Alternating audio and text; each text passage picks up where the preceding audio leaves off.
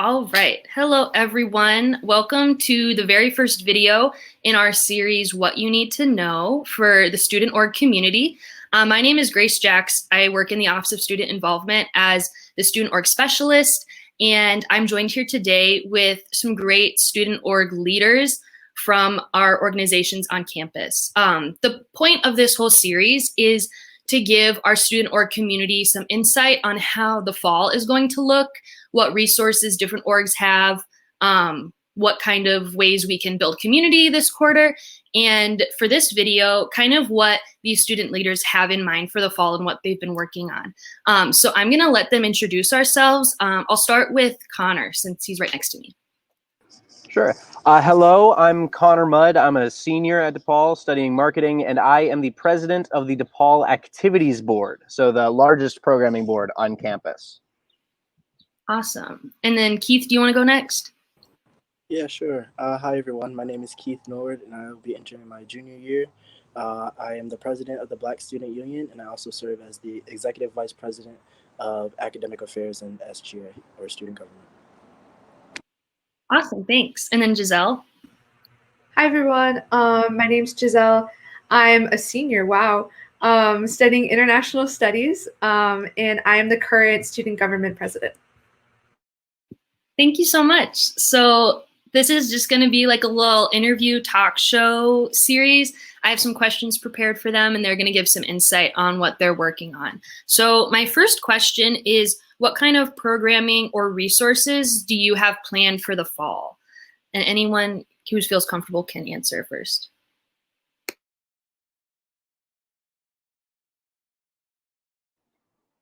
So the DePaul Activities Board. You can go ahead.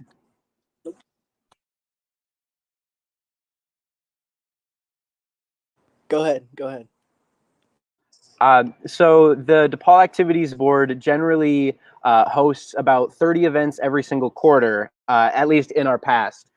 Typically, in the fall quarter, it would be all in person, it'll be all fun, but we're not going to do that because we're very conscious of safety precautions with our events. So our calendar as it stands is about 16% in person. That's between 5 and 6 in-person events on campus. Everything else will be virtual events that you can attend from home. And even our in-person events, a lot of changes will be made with social distancing precautions and sanitation precautions. So there will be a little bit of change in that realm. But effectively, we are going to try and keep as packed of a calendar as we can and make sure that people stay involved on campus in this fall.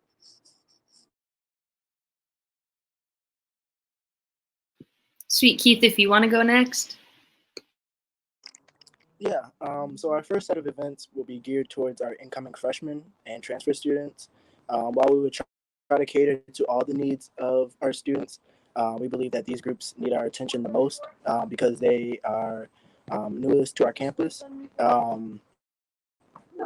We want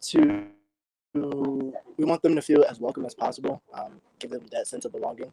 And then we also encourage everyone to stay tuned for what we have to offer because we're really excited to present these upcoming events. So. Yeah, and for SGA, we're going to continue to meet, and we have general body meetings every Thursday at 6 o'clock during the school year, and it'll most likely probably be virtual, and our link to join the Zoom call will be posted on our D-Hub, and any student is welcome to join our meetings at any time, and we actually encourage them to because students outside of like the elected or like more formal SGA positions are important to what we're doing. So really excited for us to continue meeting and advocating for students and having important conversations around student advocacy and what that looks like in a remote setting in the fall. And we're excited hopefully to see students attend those. And we have elections in the fall. So really excited and I think it'll be really great. Just like in the spring, we had elections remotely. I think that we'll be able to pull it off again this quarter. Awesome. Thanks, everyone, for sharing. This next question is kind of similar to what you just touched on, but if you have anything else, How do you plan to continue to support students in this new environment, and what kind of ways are you going to adapt? So that could be like for meetings or events or just further information on that.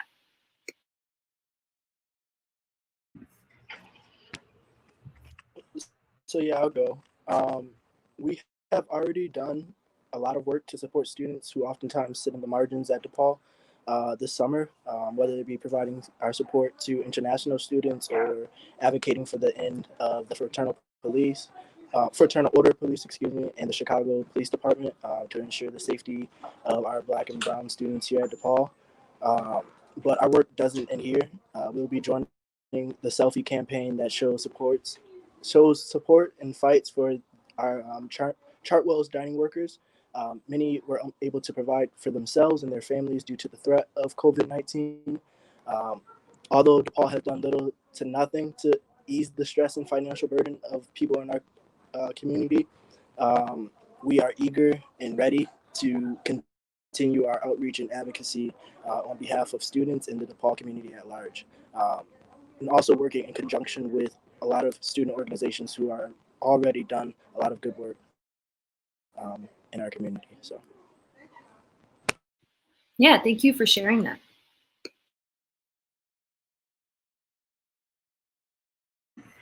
Connor, I sorry, we unmuted ourselves earlier at the same time. So I think for SGA advocacy and like being like in the fall being remote, I think it looks like meeting students where they're at. So I think getting students involved with SGA is also recognizing that students at DePaul are going through a lot right now, and they might want to be involved or like express their opinion on things that should be done differently at DePaul.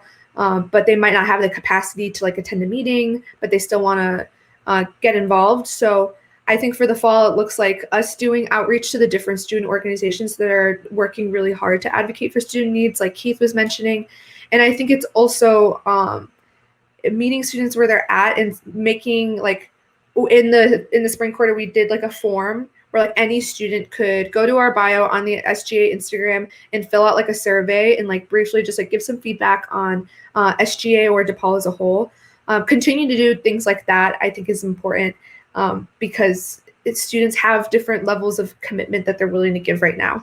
But we still want to hear the student voice. So that's kind of what the fall is going to look like for us. And I also, pardon the helicopter if you can hear the helicopter above me.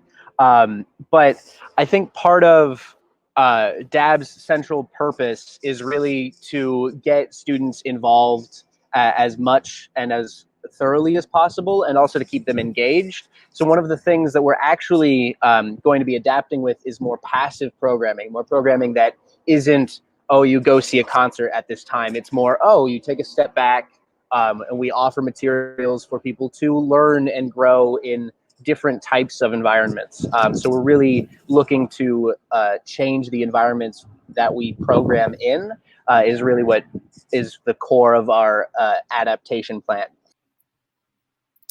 All right. Thanks y'all so much for sharing. You gave such great advice to all of our student leaders and our student org community, and you gave really good like concrete examples of the types of programming and resources you're going to have available to everyone. So I think this has been super informative and helpful. If anyone just wants to share like their last words of advice for our student org leaders, you can go ahead.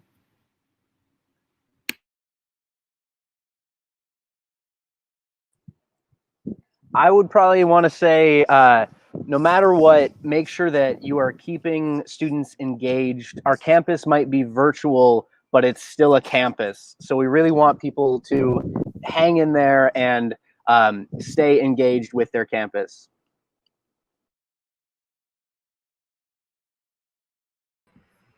Yeah, similar to what Connor said, I think now more than ever, we need community and we need each other.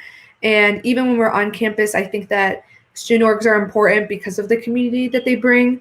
But more than ever, I think that that's needed. So I think stay engaged with students, but also have empathy for where students are at. So that means like just being flexible, meeting students where they're at. As leaders, we have to set the example of like what empathy and compassion looks like.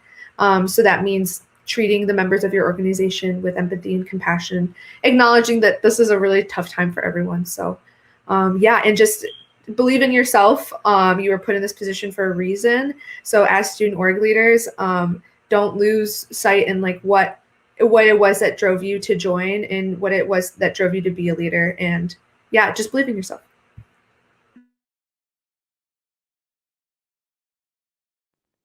Yeah, just to tag onto that, like they said, be engaging, but also be thoughtful in terms of what types of events. Really understand the community that you're trying to bring to your organization.